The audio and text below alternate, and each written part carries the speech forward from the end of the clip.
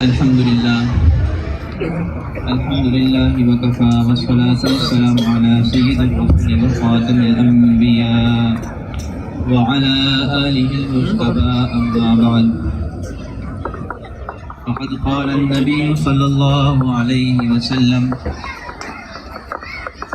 إذا تزوج العبد فقد استكمل نصف الدين فليتق الله في النصف الباقي او کما قال علیہ الصلوۃ والسلام۔ ہمارے بھائی عثمان صاحب نے جب یہ کہہ دیا کہ میرے بیان کے اوپر کھانا موقوف ہے، مجھے بڑی امتحان میں ڈال دیا انہوں نے۔ سننے والے بھی تھے، وہ بھی کیا چاہ رہے ہوں گے کہ شاید جلدی ختم کر دیں۔ بہرحال ہمارے جو ہے ماشاءاللہ میں دیکھ رہا ہوں یہاں پر محترم ہمارے طلبہ ساتھی بھی موجود ہیں اور عزیزان قدر ہمارے اساتذہ کرام بھی موجود ہیں۔ دولت صاحب بھی تشریف لا چکے ہیں۔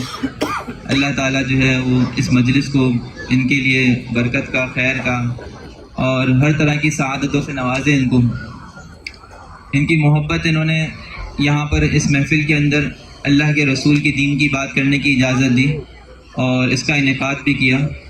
ورنہ عام طور پہ تو یہ محافل ایسی ہوتی ہیں، لوگ کہتے ہیں گپ شپ لگائیں، بات چیت کریں، ایک دوسرے کے ساتھ جو ہے وہ گھلے ملیں، لیکن الامر فوق الادب جیسے انہوں نے کہا کہ آپ نے کچھ بات کرنی ہے تو میں کوشش یہ کروں گا چند باتیں آپ کے سامنے کر دوں کہ جو ان کے بھی کام آ جائیں اور جن کی شادیاں ہو چکی ہیں ان کے بھی کام آ جائیں۔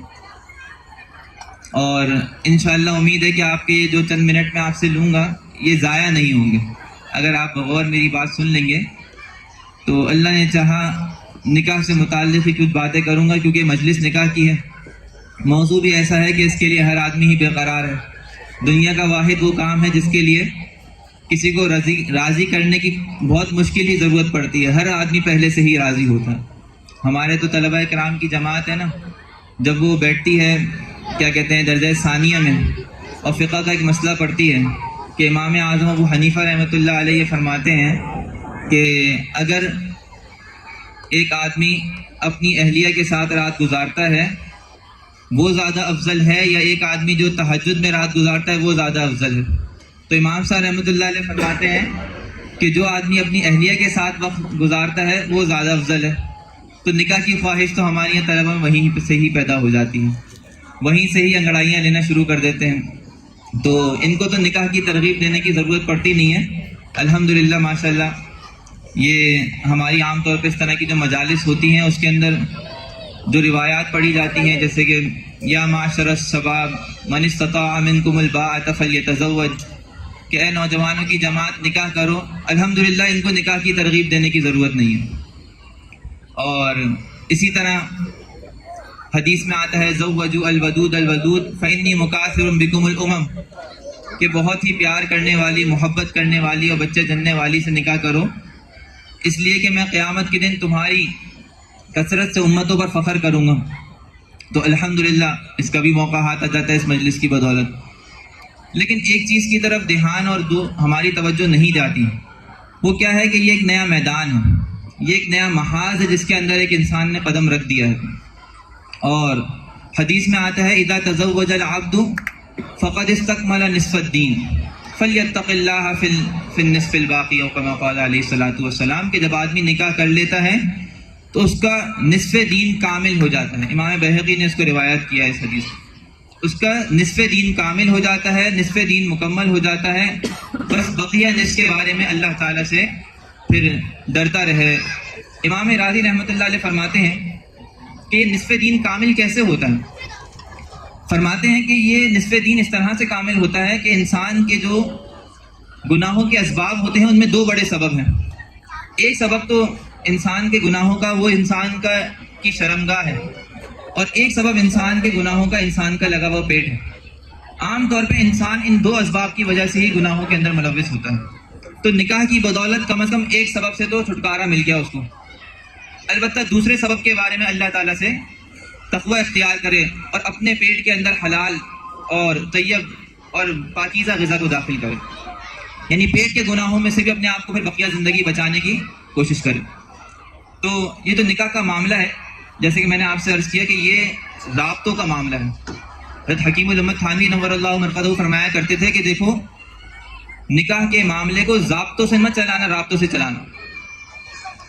ضابطے جو ہیں وہ بہت ہی کیلکولیٹڈ ہوتے ہیں، بہت ہی مخصوص ہوتے ہیں اور بہت محدود ہوتے ہیں۔ رابطوں کے اندر تسامح ہوتا ہے، رابطوں میں چشم پوشی ہوتی ہے، رابطوں میں ایک دوسرے کا خیال رکھا جاتا ہے۔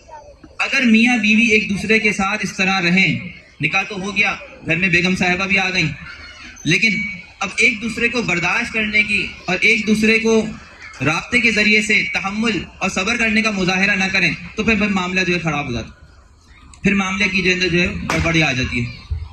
حضرت تھانوی رحمۃ اللہ علیہ نے اس کی مثال ایک سمجھائی کہ دیکھو رابطے اور ضابطے میں کیا فرق ہے۔ فرمانے لگے کہ ایک نواب صاحب تھے، ان کے سفر میں جانے کے وقت میں ان کا پرانا خادم چلا گیا، انہوں نے نئے خادم کو تلاش کیا تو ایک نیا خادم ملا، لوگوں نے کہا کہ یہ ضابطے کا بڑا پابند ہے، ضابطوں کے بغیر نہیں چلتا یہ۔ تو حضرت نے کہا چلو ابھی تو ضرورت ہے، اس کو میرے ساتھ کر دو۔ سفر میں ساتھ چلنے لگا تو اب اس نے آتے ہی یہ کہا حضرت مجھے ضابطے بتا دیں، میں آپ کے ساتھ کس طرح رہوں۔ حضرت نے کہا کہ چلو بھائی میں تمہیں ضابطے بتا دوں، تمہارے یہ کام ہے، تمہیں میرے ساتھ سفر میں یہ کرنا ہے، یہ کرنا ہے، یہ کرنا ہے۔ ایک پرچے کے اوپر سارے ضابطے لکھ کے دے دیے اس کو۔ اب وہ آدمی جو ہے راستے کے اندر چلتا رہا ساتھ، اور جیسے ہی وہ کام حضرت کوئی بتاتے اس کو، نواب صاحب کوئی بتاتے، وہ فوراً اپنا پرچہ نکالتا، دیکھتا ہاں حضرت نے یہ کام لکھ کے دیا ہے، نواب صاحب نے، اس کو کر لیتا۔ اور درمیان میں چلتے چلتے ایک پوٹلی حضرت کی بڑی اہم سفر میں گر گئی۔ اگلی منزل پہ جب پہنچے اس آدمی سے پوچھا کہ یار میری پوٹلی نہیں مل رہی، کہنے لگا کہ وہ تو فلانی جگہ پہ گر گئی تھی۔ تو حضرت نے پوچھا ارے نالائق اٹھائی کیوں نہیں؟ کہا آپ نے ضابطے میں کہاں لکھا ہے کہ یہ پوٹلی اٹھانا ہی میری ذمہ داری ہے؟ یہ تو آپ نے لکھا نہیں۔ حضرت نے کہا کہ لاؤ بھائی لاؤ پرچہ دکھاؤ۔ حضرت نے لیا اس کے ہاتھ سے پرچہ اور ساری چیزیں کاٹی اور کہا کہ جو بھی گرے اٹھا لینا۔ تو کہتے ہیں کہ اگلی منزل پہ پہنچے تو دیکھا گٹھڑی ہے کندھے کے اوپر تھاما ہوا ہے۔ فرمایا کہ یہ کیا اٹھا کے لیا ہے؟ فرمایا آپ نے کہا تھا جو بھی گرے اٹھا لینا، یہ جو درمیان میں گدھا لید کرتا ہوا جا رہا تھا میں یہ اٹھاتا رہا سارا راستہ۔ تو حضرت نے اس کے آگے ہاتھ جوڑے، فرمایا کہ میرے باپ ایسے ضابطوں کے ساتھ میں نہیں چل سکتا۔ تو دیکھیں ایک معاملہ، جس جگہ ہم جس ادارے میں کام کرتے ہیں ضابطے بہت مختصر ہوتے ہیں۔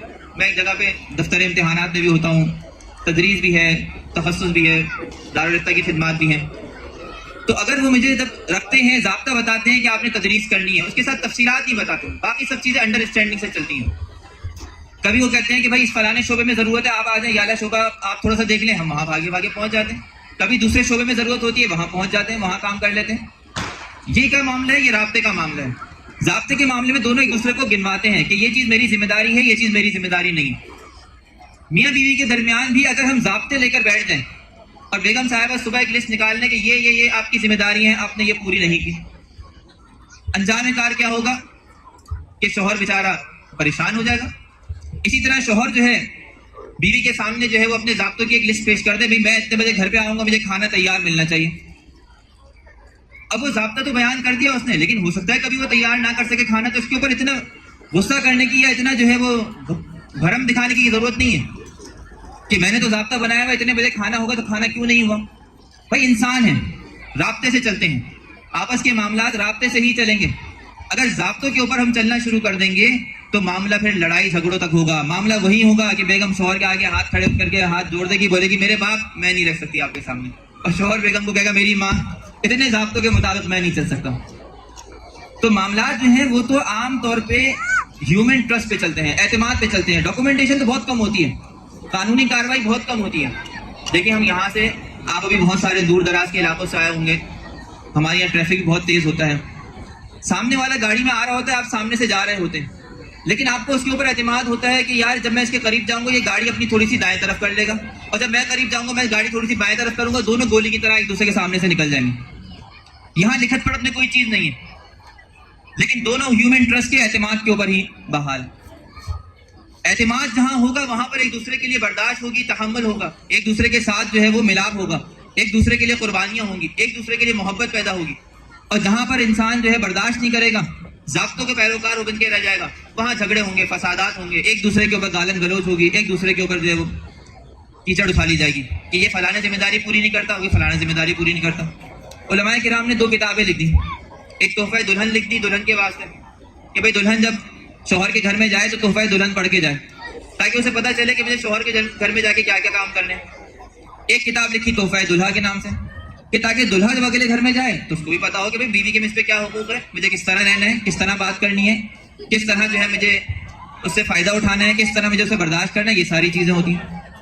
فرمایا علماء نے تو کتابیں لکھ دی، لوگ کیا کرتے ہیں، جو دلہا ہوتا ہے وہ تحفہ دلہن پڑھ کے جا رہا ہوتا ہے، اور جو دلہن ہوتی ہے وہ تحفہ دلہا پڑھ کے آ رہی ہوتی ہے۔ وہ یہ کہہ رہی ہوتی ہے کہ میں نے فلانی جگہ پڑھا تھا، آپ کو یہ کرنا ضروری ہے، آپ کیوں نہیں کر رہے؟ اور جو شوہر ہوتا ہے وہ تحفہ دلہن پڑھ کے آیا ہوتا ہے، وہ کہتا ہے کہ میں تو یہ باتیں پڑھ کے آیا ہوں کہ عورتوں پہ تو یہ ذمہ داریاں ہیں، وہ تم کیوں نہیں کر رہے؟ تو معاملات کو ایک دوسرے کے ٹرسٹ اور اعتماد سے چلتے ہیں۔ میں ایک چھوٹا سا واقعہ اپنے والدین کی شادی کے موقع کا ذکر کرتا ہوں۔ میں نے ابھی اپنی نانی سے سنا، ابھی پچھلے دنوں ہی میں نے سنا تو میرے ذہن میں تازہ ہے، میں نے سوچا دلچسپ واقعہ آپ سے شیئر کر دوں کہ ہماری نانی بیان کرتی ہے کہ بھائی جس وقت تمہارے والد صاحب کا میری بیٹی سے رشتہ آیا، کسی نے بتا دیا کہ بھائی یہ ہیں اچھی پڑھی لکھی لڑکی ہیں، خاتون ہیں اور فلانے علاقے میں رہتی ہیں۔ میرے والد صاحب لاڑکانہ سے یہاں پر آئے، اپنے گھر والوں کو یہاں بھیجا اور یہاں پہ آ کے ان کے گھر میں کہا کہ بھائی ہمیں آپ کی بیٹی سے جو ہے نکاح کرنا ہے اور آپ کی ہاتھ مانگا ان سے، ہمیں دکھا دیں۔ تو وہ تھے ماشاءاللہ بڑے دیندار اور بڑے مضبوط قسم کے دیندار۔ انہوں نے کہا یہ کوئی بھیڑ بکری ہیں جو دکھا دیں؟ سوچیں آج کل کوئی ایسی بات کر سکتا ہے؟ یہ تقریباً آج سے 1960-65 کے درمیان کی بات ہوگی کہ کوئی بھیڑ بکری ہیں کہ تمہیں دکھا دیں؟ ہمارے گھر کی عزتیں ہیں، ہمارے گھر کی عورتیں ہیں، ہم نہیں دکھاتے۔ آج کل تو اللہ معاف کرے عورت کو اس طرح پیش کیا جاتا ہے جیسے کوئی پیس ہو، شو پیس کے طور پر۔ باقاعدہ اسے بات کروائی جاتی ہے تاکہ پتہ چلے گونگی نہیں ہے، اس کو چل کے دکھایا جاتا ہے پتہ چلے لنگڑی لولی نہیں ہے، چائے پیش کروائی جاتی ہے پتہ چلے بھائی کام کاج کی بھی عادی ہے۔ معاذ اللہ ایک عورت کی اتنی عزت نفس مجروح ہوتی ہے اس معاملے کے اندر، پھر شوہر کے گھر والے ہوتے ہیں یا لڑکے والے ہوتے ہیں بڑے مزے سے ریجیکٹ کر کے چلے جاتے ہیں، بھائی ہمیں پسند نہیں آ رہا، اس میں فلانی فالٹ ہے، خامی ہے، کوئی دور کی خامی نکال کے جو ہے وہ بڑے مزے سے رشتے ٹھکرا کے نکل جاتے ہیں، چلے جاتے ہیں۔ تو اسی طرح ان کے گھر پہ آئے، ہماری نانی کے گھر پہ، انہوں نے کہا ہم تو نہیں دکھاتے عورتوں کو۔ تو ہماری دادی بڑی ملنسار اور نرم طبیعت کی اور خاتون، انہوں نے کسی بہن سے کہا کہ یہ تو بالکل ہی تیار نہیں ہو رہی۔ تو انہوں نے میری والدہ کو کہیں صفائی وفائی کر رہی تھی، جھاڑو دے رہی تھی، انہوں نے کہا بس دیکھ لو وہ فلانی جو خاتون جھاڑو دے رہی ہے نا وہی ہے، اس کے لیے رشتے کے لیے آئے ہو۔ سوچے کتنا سادہ ماحول کہ گھر کے اندر دیکھنے کے لیے آئے ہیں، نہ تیاری ہے، نہ بناؤ سنگار ہے، نہ اس کو شیپ پیس بنا کے پیش کیا جا رہا ہے، بس اتنی دور سے دیکھ لیا کہ جھاڑو کرتی ہوئی نظر آ گئی، پتہ چلا کہ ہاں بھائی سگڑ ہے، گھر کے کام کاج کرنے کے اوپر انشاءاللہ جو ہے پریشانی نہیں ہوگی، اور انہوں نے حامی بھر لی کہ ہاں بھائی ہم تو راضی ہیں۔ ادھر سے ہمارے نانا کو خیال پیدا ہوا، لوگوں نے کہا کہ بھائی انہوں نے تو آ کے ہمارے گھر والوں کو سب کو دیکھ لیا، آپ جا کے لڑکے کے گھر والوں کو تو دیکھ کے آئیں۔ تو نانا کو ٹکٹ کرایا، لاڑکانہ بھیجا۔ لاڑکانہ میں آئے، صبح جس دکان پہ والد صاحب کھڑے تھے وہاں پہ ان کو کھڑا ہوا دیکھا، واپس گھر آ گئے۔ لوگوں نے کہا ہاں بھائی کس سے کیا دیکھا، کیا پوچھا؟ انہوں نے کچھ نہیں دیکھا، کیا پوچھنا تھا؟ انہوں نے کہا بھائی آپ گئے تھے اتنی دور، وہاں جا کے بات چیت کری، ان سے کہا کچھ نہیں، شریف لڑکا ہے کھڑا ہوا تھا دکان کے اوپر، کام کاج کر رہے ہیں، ماشاءاللہ والد کا ہاتھ بٹا رہے ہیں۔ تو سوچے اعتماد کا یہ درجہ ہوا کرتا تھا لوگوں کے اندر، اور آج ہمارا کیا حال ہے کہ ہم نے عورت کو اللہ معاف کرے اتنی خامیاں اور اتنی برائیاں، اتنی اس کی جو ہے وہ اس معاملے کے اندر جو ہے وہ عزت نفس مجروح کی جاتی ہے کہ جس سے لگتا ہے کہ وہ تو کسی کی بیٹی ہے ہی نہیں۔ اور ہمارے نوجوان لڑکے بھی جب جوانی میں ہوتے ہیں، جوش میں ہوتے ہیں، جذبات، ابھی مجھے ایک ساتھی کہنے لگے، مجھے ایک لطیفہ یاد آیا، وہ کہہ رہا تھا ابھی ساتھی شادی میں ہی ہے، کہنے لگے کہ میری ابھی تک شادی نہیں ہوئی۔ تو میں نے کہا بھائی کیوں نہیں ہوئی؟ کہنے لگے لڑکی پسند نہیں آئی۔ تو میں نے کہا بھائی اس پہ ایک لطیفہ ہے، میں انشاءاللہ سناؤں گا۔ تو لطیفہ یہ ہے کہ ایک صاحب تھے، ان کو لڑکی پسند نہیں آتی تھی، خاندان والے 20-25 سال کے ہوئے تو خاندان والوں نے جو ہے وہ گھر والوں نے زور دیا کہ بھائی شادی کرو۔ کہنے لگے شادی کروں گا، یہ 25 شرائط ہے میری۔ 25 شرائط کیا ہیں؟ پہلی شرط یہ ہے کہ آنکھیں بلو آئیز ہونی چاہیے، دوسری شرط یہ ہے کہ بھائی بال بڑے لمبے گھنے سیاہ ہونے چاہیے، تیسری شرط یہ ہے کہ بھائی لمبا قد ہونا چاہیے، چوتھی شرط یہ ہے کہ بھائی گوری ہونی چاہیے۔ اب بہرحال بڑی مشکل سے لڑکا راضی ہوا اور بڑی مشکل سے شادی کے لیے اس نے حامی بھری، گھر والے شروع ہو گئے 25 شرائط کے ساتھ لڑکی دیکھنا۔ اب کسی میں جو ہے وہ 5 ملے تو کسی میں 10 ملے، دنیا میں ایسی تو حوریں ہیں ہی نہیں، یہ تو جنت میں جا کے ایسی ملیں گی جو بلا عیب ہوں گی، ہر انسان میں ہی خامیاں ہیں۔ تو وہ بیچارے گھر سے باہر ڈھونڈتے رہے، 5 سال گزر گئے، لڑکے کی عمر 30 سال ہو گئی، والدین پریشان عاجز ہو گئے کہ بھائی تمہاری 25 میں سے کبھی ہمیں 10 ملتی ہیں تو کوئی 15 ملتی ہیں، بہت حد مارا تو 20 ملی، ساری نہیں ملتی۔ تو لڑکے کو بھی فکر ہو گئی شادی میری تھوڑی لیٹ ہو گئی، تو اس نے کہا کہ بھائی لاؤ وہ پرچہ میرے حوالے کرو۔ پرچے میں سے اس نے 10 شرائط کاٹ دی، اس نے کہا یہ 15 شرائط والی لڑکی لے آؤ۔ اب گھر والے ڈھونڈنے نکلے کہ بھائی لڑکی کے اندر کم از کم یہ 15 شرائط تو نکل آئیں۔ تو وہ 15 شرائط ڈھونڈتے ڈھونڈتے تلاش کرتے کرتے وقت گزر گیا، 15 شرائط نہ ملیں. لڑکے کی یہاں عمر ہو گئی 30 سے 35 سال. اب لڑکے کے بارے میں بھی لوگ کہنے لگے بھائی اتنی بڑی عمر کا لڑکا ہے, پہلے نخرے یہ کر رہا تھا اب نخرے وہ کرنے لگے لڑکی والے. تو جب 35 سال کا ہو گیا لڑکا, لڑکے نے کہا لاؤ بھائی لاؤ پرچہ واپس کرو, میں اس میں 5 اور کاٹ دیتا ہوں. تو وہ شرطیں اور کم کر دی اس نے, شرطیں 10 رہ گئی خالی. اس کے بعد بھی لڑکی کو ڈھونڈتے رہے تو 10 شرائط والی وہ لڑکی نہ مل سکی جیسے وہ صاحب چاہ رہے تھے. تو بالآخر پریشان ہو کر اس نے کہا پرچہ منگوایا, ساری شرطیں کاٹ دی, کہا بس لڑکی ہونی چاہیے یار. 40 سال کے ہو گئے ہیں, معاملہ ہاتھ سے نکلا جا رہا ہے, آگے تو بڑھاپے کی سیڑھیاں شروع ہونے والی ہیں, چند عرصے بعد نکاح کے لیے بھی جو ہے وہ لالے پڑ جائیں گے ہمیں, تو کم از کم لڑکی ہونی چاہیے. تو یہ ہمارے یہاں کا ماحول اور معاشرہ بنتا جا رہا ہے. ہم اس بات کا خیال نہیں کر رہے کہ ہماری وجہ سے کتنے لوگوں کی عزت نفس مجروح ہوتی ہے. ہم اس بات کا خیال نہیں کر رہے کہ ہم کسی کی بیٹی کو لے کر آئے, ہم کسی کی جو ہے وہ غلام اٹھا کے نہیں لائے, ہم کی باندی اٹھا کے نہیں لائے. گھر میں آتی ہے تو شوہر اس کو اپنے قوانین بتاتا ہے, سسر اس کو اپنے قوانین بتاتا ہے, دیگر احباب اپنے جو ہے وہ ضابطے لے کر بیٹھے ہوتے ہیں, ہمیں تو فلانے وقت میں چائے چاہیے, ہمیں تو فلانے وقت میں یہ چاہیے, ہمیں فلانے وقت میں ایسا ہونا چاہیے. بیچاری بچی نئے گھر سے آتی ہے, پریشان ہوتی ہے, خود کچھ سمجھ نہیں آتا. تو اس طرح کے معاملات کے اندر پھر بے ضابطگیاں پیدا ہو جاتی ہیں. اور حدیث میں تو آتا ہے استوصوا بالنساء خیرا فإن المرأة خلقت من الضلع, کہ دیکھو اے لوگوں عورتوں کے بارے میں مجھ سے خیر کی نصیحت لے لو کہ ہمیشہ ان کے ساتھ خیر, بہتری, عافیت والا چشم پوشی کا معاملہ کرنا. یہ ہر چیز کو دگنا کر کے آپ کو دے دیں گے. آپ محبت دیں گے دگنی محبت آپ کو مل جائے گی, آپ نفرت دیں گے دگنی نفرت ملے گی. آپ ان کو مکان دیں گے یہ گھر بنا کے دے دیں گے, آپ ان کو کھانا لا کے دیں گے, سبزی لا کے دیں گے, یہ کھانا بنا کے دے دیں گے. آپ ہر چیز کے اندر اضافہ کر دیں گے اپنی اخلاص سے, اپنے کوششوں سے, اپنی محنت سے. تو آپ صلی اللہ علیہ وسلم نے کہا فإن النساء فإن المرأة خلقت من الضلع, کہ دیکھو عورت جو ہے نا یہ پسلی سے بنی ہے, پسلی سے. وإن الضلع أعوج ما أعلاها او كما قال علیہ الصلوۃ والسلام, اور دیکھو پسلی میں بھی سب سے اوپر والی سب سے ٹیڑھی ہوتی ہے. اب یہ حدیث جو ہے, یہ حدیث میں مردوں کے لیے بیان کر رہا ہوں, یہ عورتوں کے لیے یہ بات نہیں ہے. عورتیں اگر میری بات سن رہی ہیں تو اپنے کان بند کر لیں, یہ مردوں کی آپس کی بات ہے. حدیث میں آتا ہے اللہ کے رسول نے کہا کہ عورت کے بارے میں خیر کی نصیحت لے لو, عورت کو تو ٹیڑھی پسلی سے پیدا کیا گیا ہے. اور فرمایا کہ دیکھو آپ کی جو پسلیاں ہیں نا ان میں نیچے ہوتی چھوٹی پسلیاں, اوپر ہوتی ہے بڑی پسلیاں. اور حدیث میں کہا کہ بھائی جو سب سے بڑی والی پسلی ہے وہ سب سے زیادہ ٹیڑھی ہے. تو آپ سمجھ گئے ہوں گے کہ حدیث میں کیا کہا گیا, کہ جتنا آگے بڑھتی جائے گی عمر اتنی ٹیڑھی ہوتی جائے گی. آپ لگے ہیں اس کو سیدھا کرنے کے لیے, اور اس کی طبعی صلاحیت و فطرت یہ ہے کہ وہ ٹیڑھی ہوتی ہے. اور اس کے بعد پھر حدیث میں فرمایا کہ دیکھو ان ذهبت تقیمہ کسرتہ, دیکھو اگر اس کو تم سیدھا کرنے کی کوشش کرو گے نا, پسلی کو توڑ دو گے, وکسرتها طلاقها, اور اس کو توڑنا اس کو طلاق دینا ہے. میری بات کو سمجھیں, یہاں پر اللہ کے رسول صلی اللہ علیہ وسلم فرما رہے ہیں کہ دیکھو پسلی, جس طرح پسلی ٹیڑھی ہوتی ہے لیکن انسان کے لیے فائدے مند ہوتی ہے, اس کا سیدھا ہونا فائدے مند نہیں ہے, اسی طرح عورت جیسی حالت میں ہے ایسے ہی انسان کے لیے فائدے مند ہے, مردوں کے لیے فائدے مند ہے. وہ سیدھی ہو گئی تو تمہارے لیے فائدے مند نہیں رہے گی. اب یہاں پہ ایک چھوٹا سا دل میں خیال تو پیدا ہوگا, چلو خواتین اپنے کان کھول لیں, انہوں نے بھی سن لی میری بات, کہ اللہ کے رسول نے تو ہمیں ٹیڑھا کہہ دیا. اگر کسی کو انسان کہتے بھائی یہ آدمی بڑا ٹیڑھا ہے, اس کے دل میں محسوس ہوتا ہے نا یار میں کہا ٹیڑھا کہہ دیا. اس حدیث میں آپ صلی اللہ علیہ وسلم, بہت بڑا آپ کا انشاءاللہ اشکال دور ہو جائے گا, ہم طلبہ ساتھی ہم اسی طرح بات کرتے ہیں. تو اس حدیث میں اللہ کے رسول صلی اللہ علیہ وسلم عورت کی سائیڈ لے رہے ہیں, مرد کی سائیڈ نہیں لے رہے ہیں. ظاہری طور پہ یہ سمجھ میں آ رہا ہے کہ شاید عورت کے خلاف بات کر رہے ہیں, حقیقتاً عورت کی حمایت میں, عورت کے حق میں بات کر رہے ہیں. وہ کیسے؟ وہ اس طرح سے کہ اس کو ایک مثال سے سمجھیں کہ آپ کے پاس آپ کے بچے کے قاری صاحب آئے, قاری صاحب نے کہا کہ بھائی میں اس بچے کو نہیں پڑھاؤں گا, یہ بچہ بڑا شرارتی ہے, انتہائی نکمہ ہے, دیر سے آتا ہے, شرارتی ہے, میں اس کو حافظ نہیں بنا سکتا, اس کو لے جاؤ اپنے گھر میں.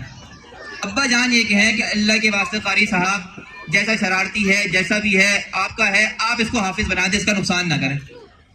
سمجھ میں آ رہی ہے بات, کہ آپ اس کو حافظ بنا دیں, اس کا نقصان نہ کریں, اس کی شرارتیں اپنی جگہ پہ, اس کا دیر سے آنا اپنی جگہ پہ, لیکن آپ اس کو حافظ بنا دیں, اس کا نقصان نہ کریں. تو اب یہاں پہ نبی کریم صلی اللہ علیہ وسلم نے مردوں کو کہا کہ دیکھو خواتین جیسی تیسی بھی ہیں، ان کو انہی کے ساتھ فائدہ اٹھاؤ. گویا کہ مردوں کو یہ حکم دیا جا رہا ہے، عورت کو مخاطب کر کے یہ بات نہیں کہی گئی، مردوں کو یہ حکم دیا گیا کہ دیکھو یہ جیسی بھی ہیں ان کو اسی کے ساتھ فائدہ اٹھاؤ، کیونکہ اللہ تعالیٰ نے ان کی طبع فطرت اور صلاحیت اسی کے ساتھ ہی مفید بنائی. اب باپ نے جو بچے کے حق میں بات کری، اس نے قاری صاحب کی سائیڈ لی یا بچے کی سائیڈ لی؟ اس نے بچے کے بھلے کا سوچا کہ بچہ حافظ بننا چاہیے، بچے کی تعلیم نہیں رکنی چاہیے. قاری صاحب آپ برداشت کریں اس کو، اس کی شرارتوں کو، اس کو اپنی کلاس سے اٹھائیں نہیں، اس کو بھگائیں نہیں درس سے. تو اسی طرح نبی کریم صلی اللہ علیہ وسلم نے اس حدیث میں خواتین کی سائیڈ لی اور کہا کہ جیسی بھی ہیں تم لوگ ان کو انہی کے ساتھ کیا کرو، فائدہ اٹھاؤ. تو یہ ہماری جو ہے وہ چند کلمات تھے. ایک آدھ بات کر کے جو بہت اہم ہے کہ اس کو کر کے میں اپنی بات ختم کرتا ہوں کہ دیکھیں شادی کامیاب جب ہوگی جب آپ اگلے کے لیے اپنے آپ کو تبدیل کریں گے. کل تک آپ اکیلے تھے، کل تک آپ سنگل تھے، جب چاہتے تھے اٹھتے تھے، جب چاہتے تھے سو جاتے تھے، جب چاہتے تھے کھاتے تھے، جب چاہتے تھے گھر سے باہر نکل جاتے تھے. لیکن اب ایک ذمہ داری آپ کے کندھوں پہ ہے، اور وہ ذمہ داری ایک جان ہے، ایک نفس مطمئنہ ہے. وہ کوئی چیز نہیں ہے کہ آپ اس کو الماری میں رکھ کے چلے جائیں گے تو وہ آف کر کے چلے جائیں گے تو وہ جس طرح موبائل ہم آف کرتے ہیں نا جان چھوٹ جاتی ہے. تو بیگم صاحبہ کو آپ اس طرح آف نہیں کر سکتے، وہ ہر وقت آپ کے ساتھ ہی لگی ہوئی ہیں، وہ آپ کی ذمہ داری میں آئی ہیں. اب آپ کو جاگنا ہے تو یہ دیکھنا ہے کہ میں اس ٹائم پہ جاگوں میرے ساتھی کو تکلیف نہ ہو، میں ناشتہ کھانا اس ٹائم پہ کروں جس کے اندر میرے ساتھی کو بھی سہولت ہو. انسان جو اپنے آپ کو شادی کے بعد تبدیل کرتا ہے وہی کامیاب ہوتا ہے. بہت سے لوگ جو بچپن سے ایک فطرت کے اوپر، ایک طبیعت کے اوپر پل رہے ہوتے ہیں اور اپنے آپ کو تبدیل کرنا کی ضرورت محسوس نہیں کرتے، عام طور پہ ان کی شادی کے بعد پھر لڑائی جھگڑے شروع ہو جاتے. تو اگر آپ چاہتے ہیں کہ آپ کی شادی ایک خوشگوار ازدواجی زندگی میں تبدیل ہو تو اپنے پارٹنر، لائف پارٹنر کی خاطر اپنے آپ کو چینج کریں، تبدیل کریں. پہلے آپ جب چاہتے تھے جتنا چاہتے تھے کھا لیتے تھے، باہر گئے دوستوں کے ساتھ نکل گئے، لیکن اب ایک آدمی آپ کے انتظار میں آپ کے گھر پہ بیٹھا ہوا ہے. آپ کو اس بات کی اجازت نہیں ہے کہ آپ اس طرح اس کو بے یار و مددگار چھوڑ کے اکیلا کھا لیں وہ اور آپ خود باہر مزے سے اڑا کے آ جائیں. اس کے لیے کوئی انتظام کر کے جائیں، یا کم از کم ایسا ہو کہ اس کو ساتھ لے کے جائیں. اسی طرح اور بھی بہت سارے چیزوں کے اندر اپنے آپ کو انسان کو تبدیل کرنے کی ضرورت پڑتی ہے. مثال کے طور پہ اگر آپ گٹکے کھاتے ہیں، ماوے کھاتے ہیں، سگریٹیں پیتے ہیں، اللہ کے واسطے یہ چیز چھوڑ دیں. بہت سے لوگ میرے پاس آئے، مفتی صاحب ہماری بیوی ہمیں منہ نہیں لگاتی. میں نے کہا منہ کہاں سے لگائے گی، تمہارے منہ ماوا بھرا ہوا ہے. تو اللہ کے بندے جب تمہارے منہ سے اتنی بدبو آئے گی، تمہارے دانت اتنے خراب ہوں گے تو بیوی منہ کیسے لگائے گی تمہیں؟ ہم اپنی عادتیں تبدیل نہیں کرتے، خامیاں اس کے اندر نکالتے ہیں. اور اللہ ہی ان کو جنت الفردوس میں اعلیٰ مقام دیں گے، ان عورتوں کو جن کے شوہر جو ہے وہ گٹکے کھاتے ہیں اور اس کے باوجود بھی وہ میرے خیال میں جنت میں اور عورتوں سے پہلے جنت میں چلی جائیں گی. وہ صبر کرتی ہیں، برداشت کرتی ہیں ساری زندگی. اتنا سخت تعفن، اتنی سخت بو آتی ہے منہ سے، اتنی سخت چیز ہے یہ کہ آپ دیکھیں. میں اکثر اپنے طلبہ کو سمجھاتا ہوں کہ ہماری یہاں جو فرعون ہے نا، فرعون مصر، 4000 سال ہو گئے ان کو مرے ہوئے، ان کی ممیاں بھی جا کے دیکھیں نا، ان کی دانت بھی آج تک سیف ہے، کیونکہ دانت ایک ہڈی ہے، خراب نہیں ہوتی، غلطی نہیں ہے. پان والے کھانے والوں کے 30 سال میں دانت گل کے سڑ جاتے ہیں. کتنا سخت تمباکو، کتنا سخت اس کے اندر جو ہے وہ کیمیکل شامل ہوتا ہے کہ جو لوگ پان نہیں کھاتے تھے، گٹکے نہیں کھاتے تھے، ان کے 4-4 ہزار سال میں بھی خراب نہیں ہوتے تھے. اور ہمارے یہاں کا حال یہ ہے کہ پان تمباکو کھانے والوں کے آدھے دانت جھڑے ہوئے ہوتے ہیں، جو بقیہ بچے کچے لگے ہوئے ہوتے ہیں وہ اتنے برے اور بدنما لگتے ہیں کہ کوئی آدمی اس کو اچھا محسوس ہی نہیں کرتا. تو اگر آپ چاہتے ہیں کہ آپ کی خوشگوار ازدواجی زندگی ہو تو ان عادتوں کو بھی ذرا سا ترک کرنا پڑے گا کہ میں اپنی ایک بیوی کے ساتھ رہنا چاہتا ہوں، اس کو بھی اچھے احساس ملے جس طرح میں چاہتا ہوں، میرے پاس بدبودار گندی سندی نہ آئے، تو وہ بھی یہ چاہتی ہے آپ سے کہ آپ بھی اس حالت میں اس کے پاس نہ جائیں. تو ان چھوٹی چھوٹی باتوں کی رعایت رکھنے کی وجہ سے اللہ تعالیٰ اس گھر کے اندر، اس آدمی کی زندگی کے اندر برکت ڈالتے ہیں اور ایک خوشگوار اور ایسا حسین ماحول قائم ہوتا ہے کہ مرتے دم تک ان کا ساتھ آپس میں ایک دوسرے سے نبھانا سب سے بڑی سعادت اور عافیت ہوتی ہے. اور جہاں پر ایک انسان اپنے آپ کو تبدیل نہیں کرتا، ایک عورت اپنے شوہر کی خاطر اپنے آپ کو تبدیل نہیں کرتی شادی کے بعد، تو پھر اس کے بعد پھر معاملات جو ہے وہ نزاع کی حد تک، جھگڑے کی حد تک، فسادات کی حد تک پہنچتے ہیں. اللہ تعالیٰ سے دعا ہے اللہ تعالیٰ جو ہم نے کہا ہے، سنا ہے، اس پر سننے کا عمل کرنے کی توفیق عطا فرمائے، ہمیں اپنی بھی اصلاح کرنے کی توفیق عطا فرمائے. وآخر دعوانا ان الحمد للہ رب العالمین.